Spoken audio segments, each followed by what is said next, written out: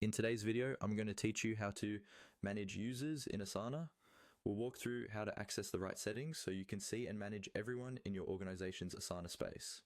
This is especially useful if you're an admin, team lead, or just responsible for keeping your workspace organized and secure.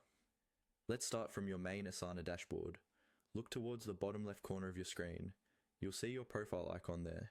It might be your initials, a photo, or a generic profile image. Go ahead and click on that profile icon. This is your entry point to all of your personal settings, as well as administrative options if you have the right permissions. When you click your profile icon, a small menu will open. In that menu, look for the option called Admin Console. This option only appears if you're an admin for your organization or workspace. If you don't see it, you may need to ask an existing admin to adjust your permissions. Assuming you do see it, click on Admin Console. This will open a new panel or page where you can control organization-wide settings. Inside the admin console, you'll find several tabs or sections that help you manage things like billing, security, and members. For managing people, you want the section that's labeled users or members, depending on your setup. In this case, you'll click on users.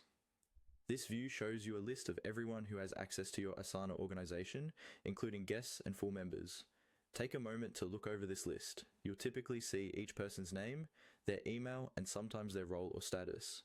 This is where you can confirm who should still have access, who might need upgrades or changes, and who might need to be removed if they're no longer part of your team. Next, find the user you want to manage and move your cursor to the right side of their row. You'll see an icon with 3 vertical dots, sometimes called the More Options or Overflow menu. Click on those 3 dots.